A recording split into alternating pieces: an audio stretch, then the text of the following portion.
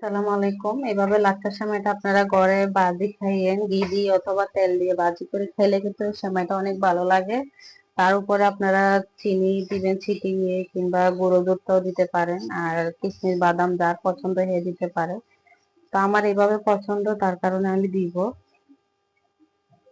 সেমাইটাতে আমি কিশমিশ বাদাম দিয়ে দিতেছি। এই যে উপরে কিশমিশ বাদামটা দিয়ে দিলাম, আর আমি দিয়ে দিব সামান্য চিনি। চিনিটা আমি কম পছন্দ করি, যার বেশি দেওয়া দরকার সে বেশি করে দিবে। তারপরে আমি এখানে দিয়ে দিব গুঁড়া দুধ। এভাবে বাসায় সেমাইটা ট্রাই করি, ভালো লাগে। এভাবে সেমাই খেয়ে দেখবেন বাসায়, অবশ্যই অনেক ভালো লাগবে।